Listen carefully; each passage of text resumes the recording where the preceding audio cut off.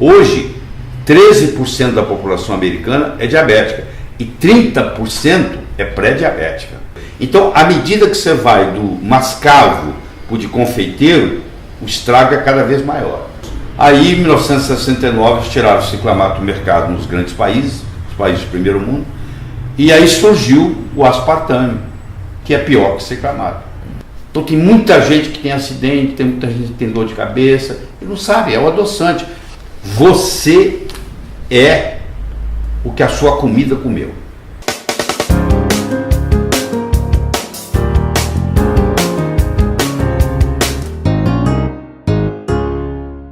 Meu convidado de hoje é cardiologista, é nutrólogo, é famosíssimo nas redes sociais, na medicina em geral, Dr. Laí Ribeiro.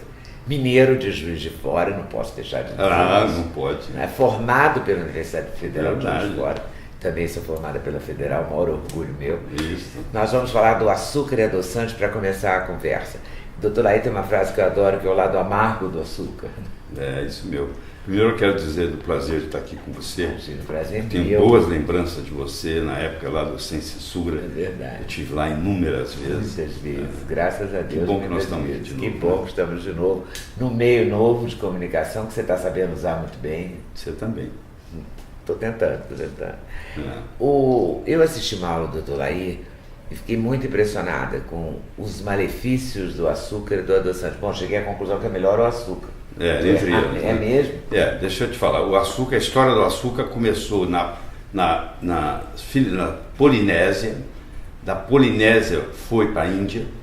Da Índia foi para o que é hoje Irã, né? Pérsia. Depois foi para a África. Foi para a Europa e veio para as Américas. Na época era chamado de ouro branco, que era uma coisa raríssima. Só as pessoas muito ricas podiam fazer ouro de açúcar. Com o advento da escravatura e da escravidão, barateou o preço. Então todo mundo começou a usar. E com isso adoeceu o mundo. Pelo seguinte, quando você ingere um açúcar, seja ele qual for, ele imediatamente aumenta a glicemia. Ele aumenta o açúcar no sangue. E no momento que você aumenta o açúcar no sangue, você aumenta também a produção de insulina no pâncreas. O pâncreas é avisado que o açúcar está alto, ele começa a produzir insulina. Só que você imagina, eu tenho uma pistola para dar um tiro, eu tenho uma metralhadora e o cara fala assim, dá um tiro só com a metralhadora. Eu falo, não tem jeito, na hora que eu trisco aqui, sai 20 tiros de uma vez. O pâncreas é assim, ele dispara a insulina sempre mais do que precisa. Aí a insulina sobe, o açúcar baixa, aí você tem o contrário, você tem a hipoglicemia. E aí libera o cortisol, que é um hormônio do estresse. Então tudo isso que você come... engorda, né? E engorda. O cortisol engorda, a insulina engorda. Então o que acontece? Você agora está pondo um açúcar na boca e está ficando estressada, sem saber. Porque você agora teve a insulina que subiu e você teve o cortisol que subiu. E é uma verdadeira montanha-russa. E você vai, e aí vem a fome. Aí você vai e põe mais açúcar. E você vai fazendo isso e no fim você desenvolve uma coisa chamada resistência insulínica. Sabe aquele seu vizinho lá de Juiz de Fora que deixava o rádio alto? Que no começo que te incomodava, mas depois você acabou esquecendo aquilo fazia parte do cenário. Lembra? Então, a mesma coisa acontece aqui. Quando a insulina fica alta, no começo o receptor responde. Depois ele fala, isso vai ficar alto, não vou dar bola para ela não. Aí ele não responde mais. É como se acostumar com aquela música alta. Aí você põe mais alta ainda para incomodar. A insulina vai aumentando, vai aumentando, vai aumentando. Aí o pâncreas chega uma hora, chuta o pau da barraca. Fala, não aguento ficar produzindo isso 24 horas por dia não. Aí vem o diabetes. Então olha que interessante. Quando você fica diabético, muito antes de você ficar diabético, às vezes 10 anos, você já tem a insulina aumentada. Então, o diabetes tipo 2, que é 96% dos casos, ele advém de um excesso de insulina. Não é de falta de insulina, é um excesso de insulina. E a gente não pode detectar isso no exame de sangue? Pode detectar. A maioria dos exames... glicada que aumenta? Não, isso é depois. A maioria pede só a glicemia. Você tem que pedir a glicemia e a insulina em jejum. E tem um detalhezinho. É o jejum de 8 horas e não de 12. Então, quando eu vou fazer a insulina e a glicemia, Se a pessoa ficar 12 horas sem comer, o resultado vem mais baixo. E aí você faz que não tem nada. Nossa, cheio de cilada. É cheio de cilada. Nós chamamos, é conhecido como nome de erros pré-analíticos. A pessoa, como ela vai fazer o triglicérides precisa de 12 horas, ela aproveita e fica 12 horas. Só que para a glicemia e para a insulina tinha que ser 8 horas. Então muita gente está doente aí, não sabe. E a gente faz tudo junto. Faz tudo junto. O exame completo, colesterol total, exatamente. Frações, faz tudo no mesmo pacote. No mesmo pacote, às 8 horas da manhã. Às 8 horas da manhã. E com 12 horas de jejum. Esse é outro problema. Então o que acontece? O consumo de açúcar foi aumentando. Para você ter uma ideia da estatística americana, em 1700, o americano ingeria 2 kg de açúcar por pessoa por ano. Em 2010, tem estado como o Mississippi que ingere 80 quilos por pessoa por ano. Caramba! Ou seja, aumentou 40 vezes. E o corpo não sabe mais o que tudo fazer. Tem açúcar. Tudo tem açúcar. Quando eu assisti a aula do Laí, fui para minha geladeira, olhei tudo. Tudo. Depois eu anotei a sua aula inteira, tá aqui com ela toda anotada. Sim. Toda anotada. O que pode? Pode comer maçã e laranja, o xarope de milho é um terror, sei tudo assim, porque aprendi com você. Fui para a geladeira, tudo tem açúcar. Tudo tem alguma coisa, xilitol, frutose, sacarina, ciclamato, uma combinação. Mas vamos começar falando do açúcar, da cana-de-açúcar. Tá, o açúcar de verdade. O açúcar vai chamar açúcar de mesa, que o nome próprio é sacarose. Então, a sacarose, ela se apresenta de vários modos. Você conhece o açúcar mascavo. Conheço. Você conhece o açúcar demerara.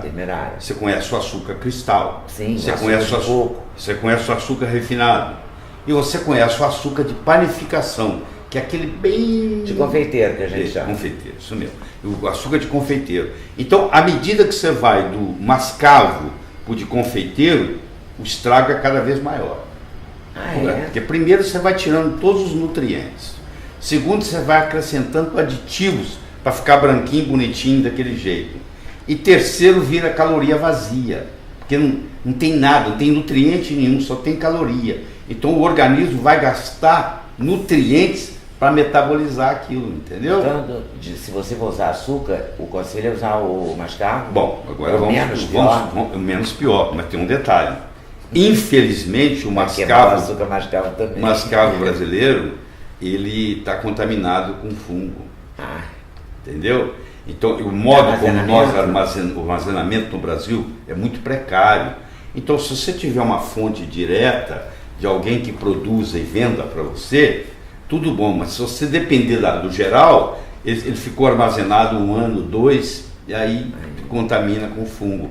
E fungo é um problema muito sério, né? Muito sério. É outro problema sério no mundo, é o fungo, porque o fungo é muito mais inteligente que a bactéria. É difícil de você tratar, e você pega uma micose, que chama, né, de fungo, é um problema para você curar. Então, eu ficaria com demerara, que é o menos comprometido aí, ainda tem nutrientes. Quem quer escolher açúcar, né? E não tem nenhuma predisposição para o diabético, porque hoje 13% da população americana é diabética e 30% é pré-diabética. Então, praticamente metade da população tem problema. Se continuar do jeito que está, o Brasil vai virar um país só de diabéticos. Se continuar na mesma proporção. Você consegue eliminar totalmente o açúcar? Porque eu vi também você falando nessa aula que fizemos uma pesquisa de 10 pães, né? Todos tinham açúcar. Não, deixa eu te falar. Você está se referindo ao xarope de milho. Então tudo tem açúcar. Em 1957... Quer dizer, o demerara seria a melhor possibilidade entre os açúcares. Super moderado. Entre os açúcares. Isso que eu vou falar agora é outra coisa. É o seguinte, em 1957, eles criaram um produto sintético chamado xarope de milho com alta concentração de frutose.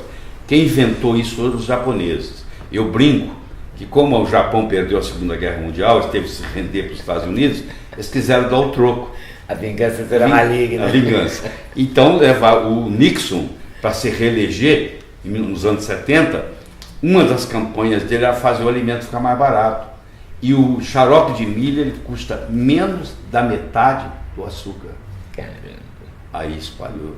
Aí entrou nos Estados Unidos, engordou todo mundo. Os Estados Unidos exporta hoje o quê? Material bélico, aviões, entretenimento e alimento. e um alimento sem fibra, é o chamado fast food, para não poder congelar, não ter menos pesado, mais leve, para transportar.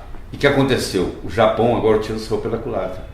Há 4, 5 anos atrás foi aberto no Japão pela primeira vez, em Tóquio, o primeiro hospital de cirurgia bariátrica.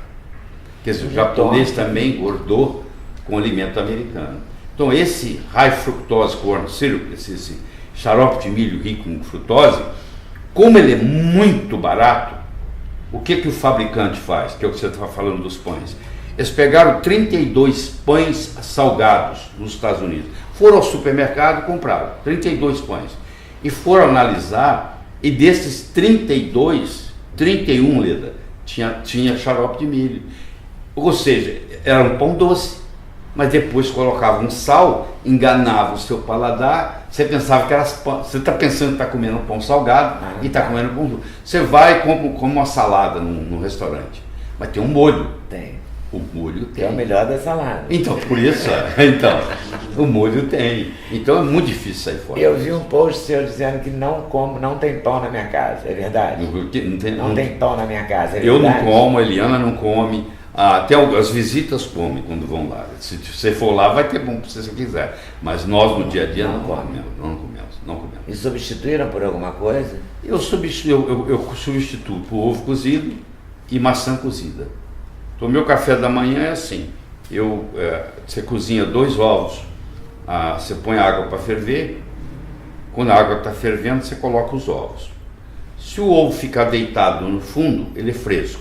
Se ele ficar no fundo, em pé, ele é semi-fresco. Se ele boiar, você tem que jogar ele fora. Muito simples. Então, ele ficou lá no fundo, ou deitado, ou em pé, ele é para ser cozinhado. Aí você cozinha ele por 7 minutos. Por que 7 minutos? Porque o ideal seria você comer o ovo cru, mas só que tem salmonela.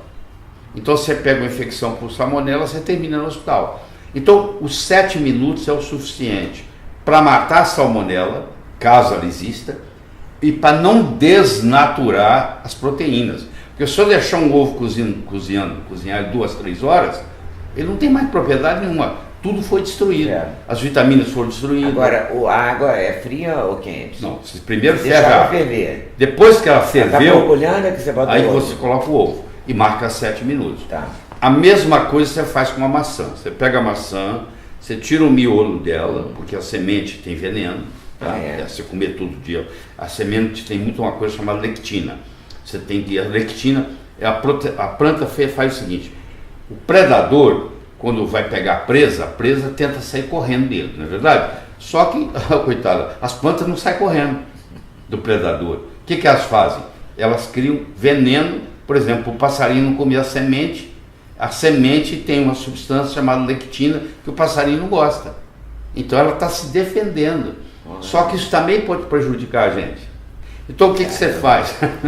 A proteção dela para você não comê-la. Aí o que você faz? Você cozinha a maçã por 7 minutos, aquela lectina é destruída, aí a pectina começa a ser liberada, aquela maçã agora ela tem uma ação muito grande como fibra, porque na era paleolítica, há 10 mil anos atrás, nós ingerimos entre 200 e 300 gramas de fibra por dia. Hoje, quando você encontra alguém que ingere 15, já está bom. Então aí você já comeu a fibra do dia e ali só a Eliana pode contar o que tem lá. Ela tem um carrinho assim com 3 andares e ali eu coloco sem exagerar, umas 28 coisas diferentes. É curcumina, é urucum, é canela, é moringa, assim vai. É azeite de oliva. Alta qualidade. Você usa nas suas refeições. Esse é o meu café da manhã. No seu café da manhã? Eu ainda coloco. Você coloca essas coisas todas na maçã? Não, eu faço assim. Eu corto o ovo. Hein? É comprimido? Não, querido. É natural? Tudo natural. Tudo não, é pó. É tudo pó. Eu jogo pó, é tudo pó. Joga em cima. Vai fazendo aquela montanha. E dá para comer lá sem enjoar? Não, dá para comer, que isso. É gostoso. E o café, ele tem óleo de coco e ele tem manteiga ghee. Que é uma manteiga especial. Que é manteiga sem lactose. E pode ir ao fogo, né? Pode ao fogo, Tá, pode. Não cozinha pode com fritar, ela. você pode fritar com a ghee. Eu já estava com medo de estar errando no cozinhar. Não, você não pode fritar com azeite de oliva, porque o azeite de oliva é um ácido oleico, que é o que predomina. Quando ele cai na frigideira, por causa da temperatura da frigideira ser muito alta, ou no forno, ele vira laídico, e ele não é bom para a saúde. Então você O pode... azeite só cru. Você pode cozinhar, você pode até cozinhar com ele, porque não passa de 100 graus. Tá. A água não passa de 100 graus cozinhando no fogão. Mas você não pode nem fritar, nem levar ao forno. Não pode refogar o arroz nele, então. Não pode refogar o arroz dele. Tá bom? Mas pode refogar na manteiga aqui. Não, sim, a manteiga aqui você pode usar à vontade, sem problema. Tudo que você quiser. Você Agora eu pode adorei fazer. seu café da manhã, então pegou a massa. Eu pensei que você jogava só uma canelinha nela, não, você Não, joga eu- tudo em cima. Eu jogo ali, mas é muita coisa. É. Não dá nem para falar aqui. E- É muita coisa. É E impressionante. come 2 ovos e uma maçã. E uma maçã cozida. E toma Esse- café? E toma o café com óleo de coco E com a manteiga com a ghee. manteiga ghee, tá. Esse tem um nome esse café, Tem. né? Bulletproof Coffee. Bulletproof Coffee. É. Café à prova de bala. Tem até um livro, né? Tem. Tem um livro do autor. Eu conheço o autor. Você conhece o autor? Conheço. Casado com uma médica e um endocrinologista, e eles molaram isso e eles fizeram um mercado enorme nos Fizeram, Estados Unidos. Que fazem ganham um muito dinheiro. sucesso, né? Ganham muito dinheiro. Bom, voltando ao açúcar. O açúcar a gente já decidiu que é o demerário, né? Tá bom. Se quiser usar, E se não resistir. tiver predisposição diabética, né? É. Tudo está na dose, né? Se você comer demerara o dia inteiro também faz Também mal. vai dar uma confusão. Bom, xarope de milho que a gente estava falando, que é péssimo e que está disseminado. O xarope de milho, ele é quebrado em glicose e frutose. Tem xarope de milho 45, 55, 65 e 90. Nossa. Tipos diferentes. Por exemplo, é? o xarope de milho 90, ele tem 90% de glicose, de frutose e 10% de glicose. Caramba. Agora eu vou puxar outro paradigma, que assusta geralmente as pessoas. A pessoa pensa que só porque a palavra frutose tem a ver com fruta, pensa que é do bem. Não é. Frutose é do mal, frutose é um veneno. Quando Deus fez o veneno frutose, ele fez o antídoto, que é a fibra. Uma coisa é você chupar 6 laranjas, não tem problema nenhum. Vai o bagaço junto, entendeu? E pode comer a laranja mesmo. Exatamente. Que é o ideal. Tá, que é o ideal. Agora, outra coisa é você pegar 6 laranjas, espremer, fazer o suco, colocar num copo e tomar o suco de uma vez. Aí o problema, aquilo vai direto pro fígado. Vou te falar por quê. Porque a frutose, nenhuma célula do corpo aceita. Eu não quero. Ela vai pro fígado para ser metabolizada. Isso aí, assim. Sabe como é que chama uma substância que ninguém quer e vai pro fígado? Tem um nome, medicina, chama veneno. Então ela vai pro seu veneno. Aí só que no fígado, muita gente não sabe disso, ela é metabolizada na forma de gordura. Então você fala assim, eu não como gordura, você toma suco de laranja toda hora. Pô. É a mesma coisa. Aí só que é pior ainda. Só que ela chega lá, ela aumenta o ácido úrico. E o ácido úrico aumenta a pressão. Você fica hipertenso, porque está com o ácido úrico elevado. Não é o elevado do laboratório, não. Porque os dados laboratoriais, quando você faz exame de sangue, é para doente. Não é porque é só doente que vai no laboratório fazer exame. A estatística que eles Eu têm adoro lá. fazer exame de Escuta, sangue. a estatística que eles têm lá é de doente. Então, Eu entro numa que eu vou saber que eu estou ótima fazendo exame de sangue. ótimo entre os doentes. Dentro dos parâmetros, mas eu estou ótima entre os doentes. Entre os doentes. Ai, meu Deus. É isso aí. Entendeu? Outra descoberta. Outra descoberta, uma atrás da outra.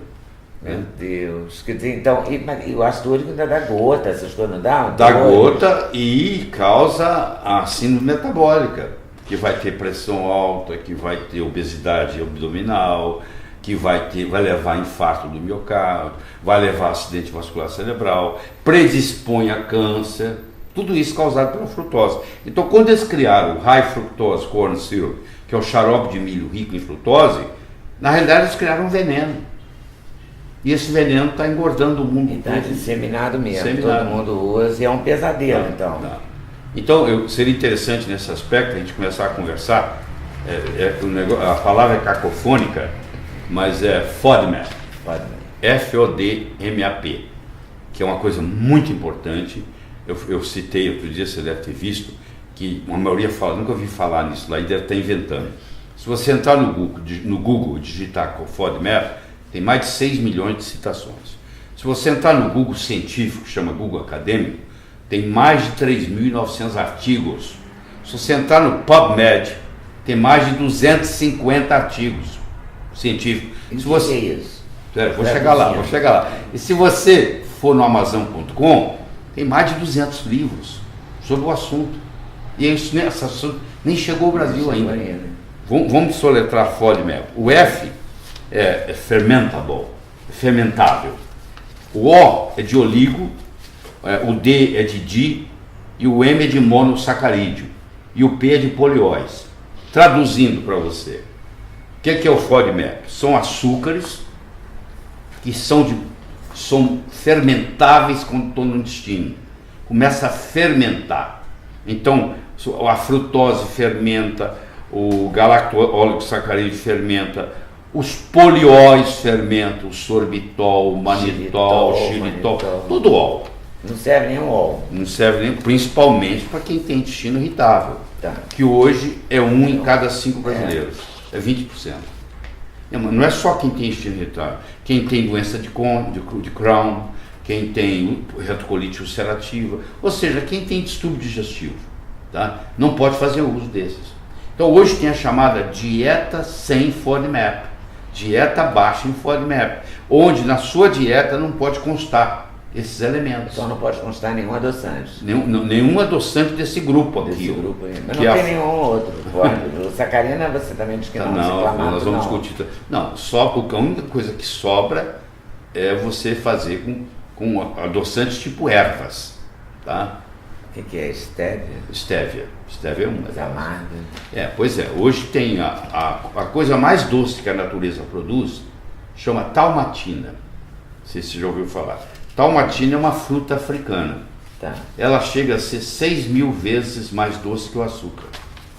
Então a talmatina, uma pitadinha de talmatina junta com a stevia, tira o gosto amargo da stevia. E já tem isso no mercado? Tem, se não tem, você vai na farmácia de manipulação, eles manipulam. Aí você sabe, eles têm com essa forma. Eles manipulam a combinação da stevia com a talmatina. É uma opção. É uma opção. A outra opção é não colocar nada, né? Mas assim, nunca mais comer nenhuma sobremesa também é complicado.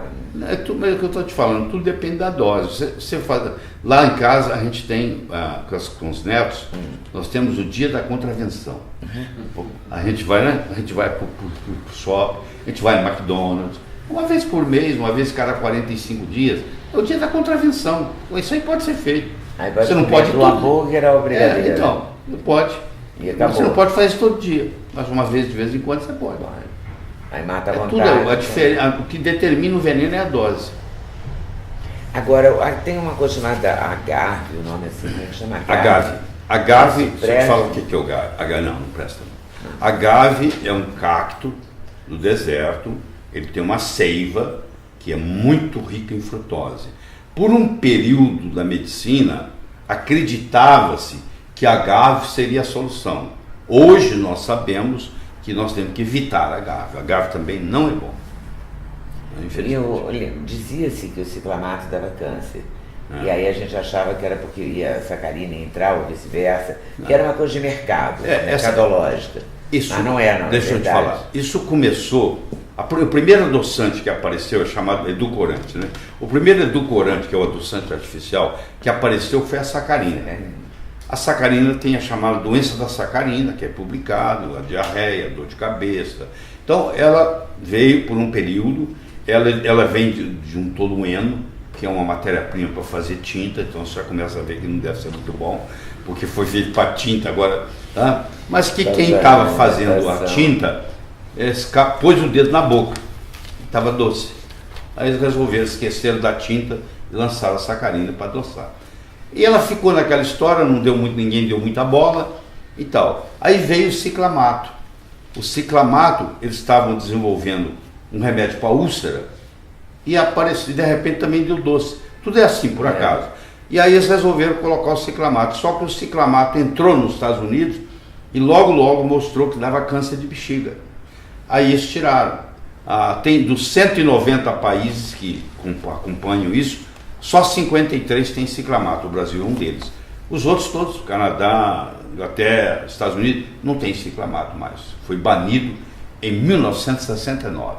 E por coincidência... A gente tem nas latinhas de suco, nas latinhas de no Brasil tem. Associada a sacarina. Né? Eu li os rótulos depois da sua aula. Então, aí em 1969 tiraram o ciclamato do mercado nos grandes países, os países do primeiro mundo, e aí surgiu o aspartame, que é pior que o ciclamato.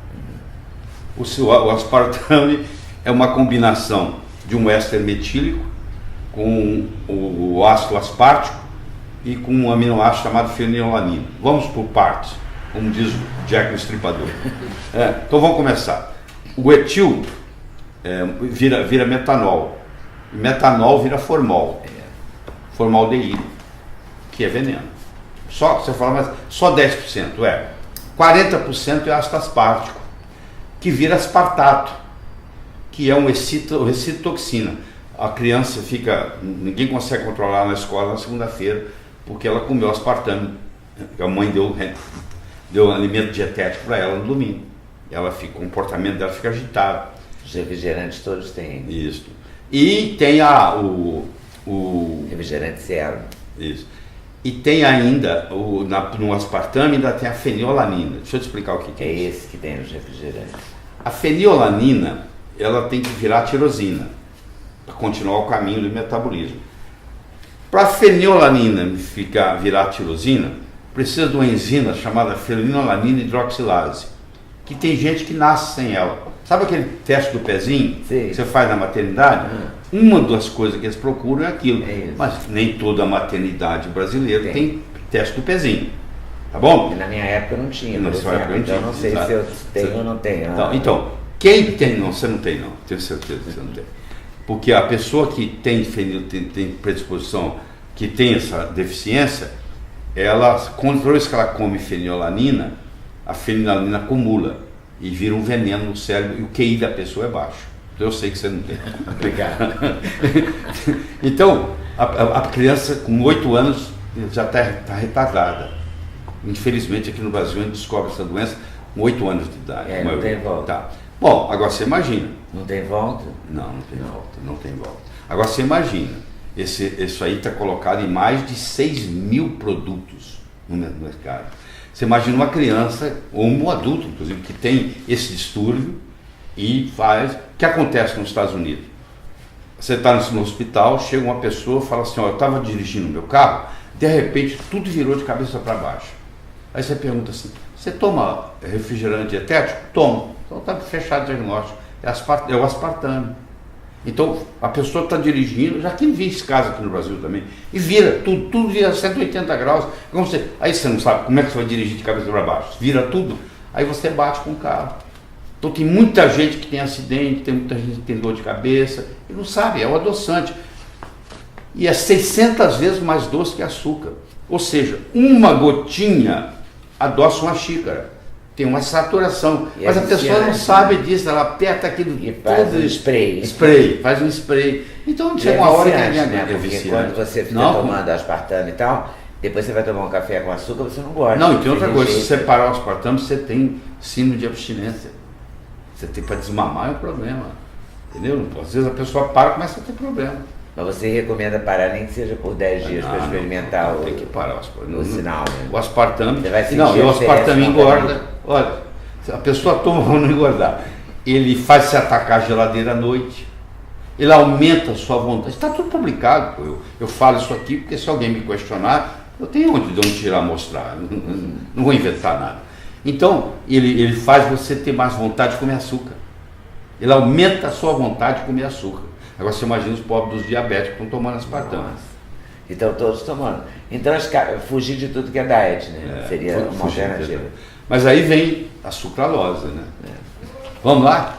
A sucralose foi muito interessante. A sucralose tinha no Kingston... É o Splenda. É o Splenda, o mais vendido. No King's College, em Londres, tinha 2 pesquisadores, você imagina a cena. Um britânico e um indiano. E eles têm um sotaque muito diferente. Então eles estavam trabalhando para desenvolver um inseticida.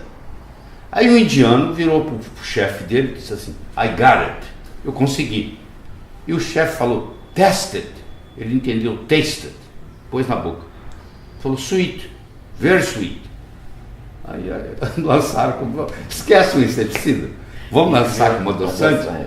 E lançaram. É uma substância que não existe na natureza, porque é uma fusão da frutose com a galactose. A natureza não faz isso. Ou seja, é um ET. Causa muito mal, dá muito problema. E tomou conta do mundo. Para você ter uma ideia, Splenda é o adoçante mais vendido nos Estados Unidos. E é sucralose. É aquele saquinho colorido? Esses são todos coloridos. Não é assim. É um amarelinho claro, é um rosinha azulzinho de bebê. É bonitinho. É uma coisa ingênua, você não vai fazer mal para ninguém. Ah, meu Deus, eu estava na esperança de você dizer que xilitol, essas coisas eram boas. Não, infelizmente. Não é só para isso, não. Eu comprei recentemente, que é caríssimo, eu esqueci o nome. Mas é um ol também. Eritritol. Se é ol, é tudo da mesma família. Tudo família de bandido. Tudo bandido. Tudo bandido. Então, formação de quadrilha, o ol. Né? Os óis são álcool de açúcar, que chama, tá? Todos eles. Xilitol, manitol, tudo se chama álcool de açúcar. E além deles perturbarem o intestino, principalmente quem tem intestino irritável, eles perturbam a microbiota intestinal. Porque é o seguinte, nós temos mais bactérias no intestino do que células no corpo. Nós temos 10 elevado a 13 células no corpo. Nós temos 10 elevado a 14 bactérias no intestino. Então, hoje, nós sabemos que mais de 80% do nosso sistema imune, por que 10 pessoas entram numa sala, 9 não tem nada e 1 gripa?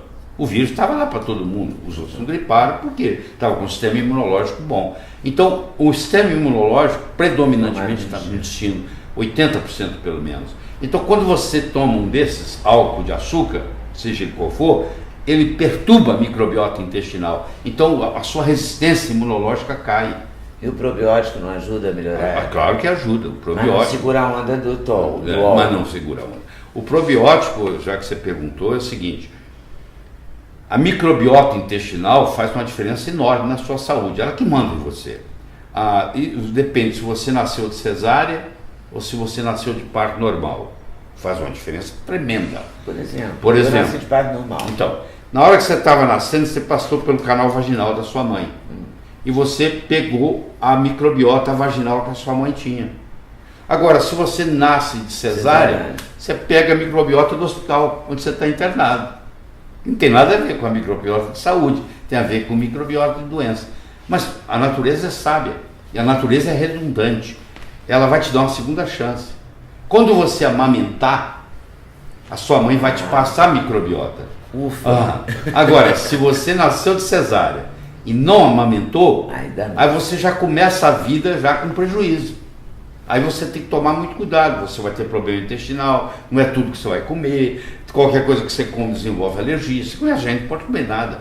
Tá? Bom, a boa notícia é que há mais ou menos uns 4, 5 anos atrás, a Organização Mundial de Saúde falou assim, nós temos mais um órgão, então agora nós temos mais um órgão virtual, chama microbiota intestinal, virou um órgão. É tão importante, talvez o mais importante deles, para manter a saúde. Então, o segredo da saúde está na microbiota. Então, se eu tomar fazer um açúcar, ingerir um açúcar que perturba a minha microbiota, esse açúcar não pode te fazer bem. Seja ele qual for, pode, entendeu? Mas você recomenda o uso de probiótico? Recomendo o uso de probiótico. É um probiótico. Infelizmente, na faculdade de medicina ainda não é ensinado. Mas probiótico resolve tudo, você não tem ideia. E você pode restabelecer por exemplo, onde é que estão os probióticos? Onde é que você tira ele em casa? De produtos fermentados. Então, se você comer um queijo, por exemplo, fermentado, que não tem lactose, ele vai ter probiótico, entendeu? Se você come então, natô... Você acha que deve eliminar os produtos com lactose? Dar preferência ao sem lactose? Dá preferência leite, ao sem lactose. Queijo... Porque lactose é um açúcar. Lactose é açúcar. Entendeu? Lactose é um açúcar que vai quebrar em glicose e galactose. Hoje em dia tem tudo quase sem lactose. Quase. Queijo, leite. Ontem eu descobri que tinha creme de leite sem lactose. Eu achei que não tinha, tinha. E tem pessoas que tomam lactase para poder fazer o uso de lactose. São os têm alergia, intolerância. Intolerância. É diferente. E não é alergia, é intolerância. A diferença é a seguinte... Quem não tem intolerância não deve fazer uso, mas se eventualmente não tem problema comer uma coisa que tem lactose... Mas é assim, a partir dos 9 anos de idade, você começa a diminuir a sua produção de lactose, entendeu? Então, por exemplo, asiático praticamente não tem lactase, negro, raça negra, não tem lactase, entendeu? Então, por exemplo, na Ásia, os países asiáticos, ninguém gosta de tomar leite, não tem esse negócio de leite, porque eles têm intolerância à lactose. Você também acha que leite é só para quem está em... o leite... Os mamíferos são os... o leite é o seguinte, nós somos a única espécie que toma leite quando adulto, de uma outra espécie. Devemos. Não devemos, não. Tem gente que não se incomoda, né? Mas se você for analisar, não é só a parte da lactose. O assunto é mais profundo, você me perguntou, eu vou te responder. Não é só a parte da lactose, porque é o seguinte, quase 90% do leite é água. Quando você tira a água do leite, sobra a lactose, que é quase 5% do leite, e sobra a proteína, que é 4, pouco por cento do leite. Só que essa proteína, a principal proteína no leite, chama caseína. Então agora eu vou voltar com você na história. Há 10 mil anos atrás, houve uma mutação na caseína. Então, tem vacas que têm caseína 1 e tem vacas que têm caseína 2. Vamos lá que você vai entender. Então o que aconteceu? As vacas da caseína 2 foram para Marrocos, ficaram na França, foram para a Espanha, foram para a Índia. As vacas que tiveram o polimorfismo da caseína 1 foram para a Holanda, foram para a Bélgica. Então, como o Brasil importa, trouxe o gado leiteiro, predominantemente o gado holandês, você imagina que você é produtora de leite. Você tem uma vaca zebu pura, que dá 3 litros por leite, 3 litros por dia.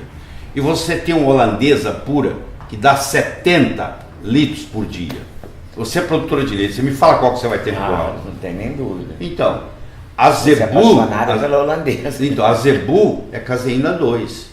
Então, aquela não tem problema nenhum, você pode fazer o que você quiser. Tanto é que a manteiga ghee, a melhor que tem é a indiana, porque ela é feita com a caseína 2. Você entendeu a diferença? Então, o problema não é só a lactose. O problema é a parte da proteica do processo. Então, aquela caseína 1, ela causa dermatite, ela causa asma, ela causa sinusite. Então, uma criança que está com otite média, você tira o leite, pronto, acabou, está curado. Só tirar o leite. Caramba. A gente falou dos probióticos, queria falar das enzimas, as chamadas enzimas digestivas. Também são muito aprovadas ou desaprovadas? Muito importantes. As enzimas é o seguinte, você não tem jeito de absorver nada que você não digeriu. Não é o que você come que conta, é o que você absorve. Porque você pode comer e sair nas fezes. Então você precisa, e para absorver você precisa digerir. E para digerir, você precisa de enzimas. É o papel da enzima. Então, por exemplo, o ácido clorídrico no estômago. O estômago tem um pH de 1,8, porque é rico em ácido clorídrico. Você fala, por que o estômago não destrói ele mesmo, já que ele é tão ácido? Porque existe um muco que protege a parte interna do estômago, para não deixar o ácido clorídrico do estômago atacar a parede do estômago. Você entendeu? Só por isso. Mas você imagine que a partir dos 40 anos, isso é descrito, nós todos desenvolvemos o que se chama gastrite atrófica assintomática. Você começa a diminuir a produção de ácido clorídrico. Então a sua digestão vai ficando mais difícil. Aí, se você não tiver o suficiente de ácido clorídrico, você não transforma pepsinógeno em pepsina. Se você não tem pepsina, você não digere proteína. Se você não digere proteína, você não absorve aminoácido. E se você não absorve aminoácido, a proteína vai terminar nas fezes. Entendeu? Outra coisa, são as chamadas enzimas pancreáticas. As enzimas, o pâncreas, ele tanto produz insulina, glucagon, para jogar no sangue, que é a parte endócrina dele, mas ele tem a parte exócrina. Ele tem as enzimas que são jogadas no duodeno. Então, por exemplo, a pancreatina é uma enzima do pâncreas muito importante. Então, se eu não tenho as enzimas, eu posso comer o melhor possível. Eu vou continuar doente. Então, às vezes, a gente tem que pegar uma pessoa... Eu não vou aproveitar nada. Exatamente. Mas eu tenho uma frase que vai te chocar. É a seguinte: você é o que a sua comida comeu. Olha a profundidade disso. Caramba. Escuta. Olha só, eles fizeram uma análise, você vai entender. Fizeram uma análise. Depende da vaca que Não, depende do que a vaca comeu. Pois é, eu dependo do que a vaca comeu para a carne ser boa para mim, é isso? Exatamente. Caramba, mas isso é uma complicação. Não é simples. Você quer ver? Eles pegaram vários restaurantes de São Francisco e foram analisar o leite e a carne servida naqueles restaurantes de alto luxo. 69% da carne e do leite servido desses restaurantes de luxo um dia foi milho. Porque hoje a tecnologia permite você falar, a vaca comia milho. Você vê. Então, na realidade, você está comendo milho. Você está comendo carne, você está tomando leite, mas no fundo você está ingerindo milho. E o milho hoje é transgênico. Então, por isso, olha essa frase agora, o significado que ela tem. Você é o que a sua comida comeu. Isso é muito forte. É muito forte. Não adianta você comprar uma carne e a vaca você tem que saber comia a origem milho. do produto que você vai comprar. Exato. Por isso que eu digo, se você tem uma condição financeira, nem todo mundo no Brasil tem, eu sei disso, mas quem tem que comer orgânico. Lá em casa só entra orgânico. Só orgânico. Você gasta 20% a mais, mas faz toda a diferença na saúde. Mas pode não gastar na farmácia, compensar. Na farmácia você vai gastar muito mais. Só é caro. Caro é um dia de CTI no hospital. Isso é caro. É caro pra caramba. É verdade. Né? Então você acha que até a carne deve ser orgânica, né? O frango. Até a carne, o frango, o peixe, tudo tem que ser orgânico. Vamos falar do quê? A gente volta no tempo, né? Porque a gente volta a buscar o fornecedor, né? Quem é o fornecedor? Nossos avós faziam, né? Faziam isso. Exatamente. Comprava não tinha intermediário. Não tinha intermediário. A carrocinha passava com leite vindo da casa da fazenda, não sei quem. Aquele cara que trabalha lá e bebe o leite no peito da vaca é muito diferente do que o leite que você compra no supermercado. Você lembra na sua casa da sua avó ou na sua mãe que ela esquecia o leite lá na cozinha aberto, em meia hora ele estava azedo. Lembra? Lembro. Pois é, hoje você vai no supermercado, você compra um leite longa vida, ele fica 180 dias fora da geladeira. 6 meses. Como é que uma coisa que azeda a qualquer momento pode agora ficar 180 dias fora da geladeira? Você acha que é o mesmo leite? Não pode ser. Não pode ser. Aliás, essa coisa de durabilidade também, acho que deve ser perigosa, né? Porque você tem pega conservante coisa no supermercado que assim dura 1 ano, né? Você pode usar até, você vai hoje, você pode usar até 2020. Isso não pode ser bom, tem que ter coisa ali. Tem um trilho para o alimento ser bom, quer saber? Quero. Ele tem que ser local, ele tem que ser natural, ele tem que ser sazonal. Ele tem que ser local, porque aí não tem esse negócio do transporte, nada disso. Ele tem que ser natural, não pode ser transgênico, nada disso. E ele tem que ser sazonal, porque se você for comer uma uva que não está na época, uma jabuticaba, o que for, alguém vai ter que pôr conservante nela para segurar. E muito agrotóxico. Entendeu? Agrotóxico é um problema que é grave no Brasil. O Brasil, per capita, é o número 1 do mundo em uso de agrotóxicos. O pior dos agrotóxicos, falo isso que está publicado nos livros, alguém quiser me processar, fica às horas, é o glifosato. O glifosato, que é o que recebe o nome de Roundup, produto. O glifosato, ele destrói a flora do terreno. Aí aquela flora do terreno agora, como é que uma árvore absorve, como é que uma planta absorve selênio, absorve zinco, absorve cálcio, absorve magnésio do solo? Tem que ter os fungos lá para trabalhar, para colocar de uma forma que a planta absorve. Agora o glifosato vem e mata tudo isso.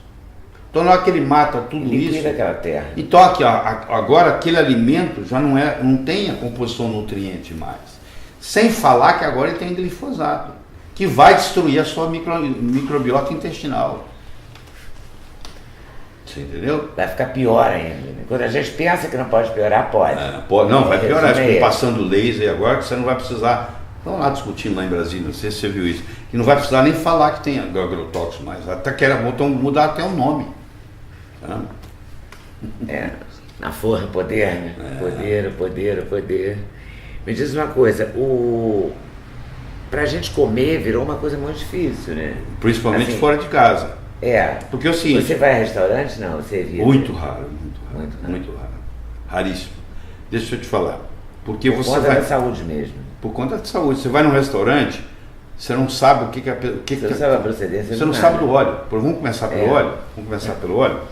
Por exemplo, a maioria dos restaurantes ou cozinha com canola, ou cozinha com um outro óleo vegetal. Entendeu? Soja. Soja, geralmente, você falou, soja.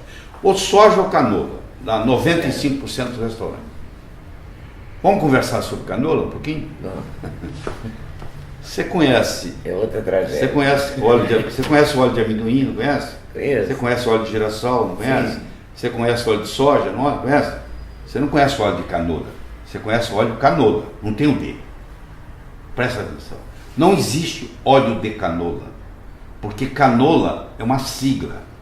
Canadian Oil Low Acid.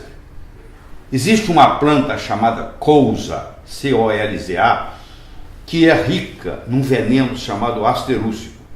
O criador não deixa o cavalo comer, não deixa a vaca comer, porque morre do coração. Escuta. Então o que eles pegaram? Eles pegaram essa colza e fabricavam óleo lubrificante para motor durante muitos anos. Aí eles pegaram essa planta colza, mudaram ela geneticamente, e ao invés dela produzir 55% de ácido rússico, ela produz 5% só. Ficou bem menos venenosa. E o Canadá que fez isso. E o Canadá então resolveu vender ela para os Estados Unidos. E teve que teve um escândalo enorme que eles descobriram, uma corrupção de 50 milhões de dólares. Levou quase 20 anos os Estados Unidos a aprovar o canola. Aí aprovou o canola. E o canola é caro. Então você vai no supermercado, você fala, não, canola tem que ser bom. Um óleo de melhor qualidade, mais caro. O veneno vai para casa. Qual seria um óleo legal para quem não pode usar guia? O melhor que eu conheço é o óleo de coco. Esse é o melhor para cozinhar. É o que cozinha lá em casa. É o óleo de coco. Agora, você pode cozinhar com manteiga, você pode usar banha de porco, que a sua avó usava e tinha saúde. Agora voltou isso a ser respeitado. Agora, os óleos vegetais... Foi condenado durante muito tempo a banha de porco. Foi por uma questão de marketing. Que era mais barata, né? Isso aqui eu volto na história. Em 1911, nos Estados Unidos, foi lançado pela Procter & Gamble o óleo Crisco, que é o óleo de algodão cristalizado. Foi quando começou a desgraça. Porque em 1910 foi inventado na França um processo chamado de hidrogenação parcial. O que é isso? Eu pego um óleo que estraga em 10 dias e faço ele ficar 3 anos na gôndola do supermercado sem estragar. Então você imagina para um produtor de óleo. Então o primeiro da história foi o Crisco. Então lá em 1911 o Crisco foi lançado. Quando o Crisco foi lançado, eles começaram uma campanha contra os óleos animais e contra os óleos tropicais. Então eles começaram a falar mal da banha de porco, começaram a falar mal da gordura do boi, começaram a falar mal do óleo de coco, e aí introduziram como se fosse uma coisa saudável. Aí veio o óleo de soja, aí veio o óleo de girassol, e aí os estragos foram sendo feitos. Aí começou a aparecer infarto. O primeiro infarto do miocárdio descrito nos Estados Unidos foi em 1915, porque não se conhecia. 7 anos depois, o autor que escreveu, o James Harry, ele teve que escrever de novo o mesmo artigo, que ninguém deu atenção para ele. Não existia. Em 1930, morreram nos Estados Unidos 3 mil pessoas de infarto. Em 1960, morreram 300 mil. Caramba. Por quê? Porque abusou do açúcar e começou a cozinhar com óleo vegetal. Tem que ser pela boca, porque é o que todo mundo faz. É o comum a todos. Então quando você sai num restaurante, você fala assim, que óleo que eles cozinham? Você vai checar, pergunta por metro. Não adianta. Ou é soja, ou é canola. Entendeu? Então o negócio é evitar mesmo. É evitável. Se correr, o bicho pega, descalça, o bicho come, é duro, hein? É. Não é duro de bancar? É duro de comer saudável. Agora essa né? diz que o céu que a sua comida comeu é É duro. perfeito. Você é o que a sua comida comeu. Isso. É para pensar mesmo, né? É profundo. Não é o que você comeu, que a sua comida comeu. Comeu muito mais complicado. É muito mais complicado. Vamos fazer uma pausa e gravamos a parte 2 assim. Tá bom? Tá Então certo. tá. Então, ó, você se liga nessa aqui, dá like, curte, compartilha e a gente volta com o próximo vídeo daqui a pouco. Daqui a uns dias. Valeu? Até mais.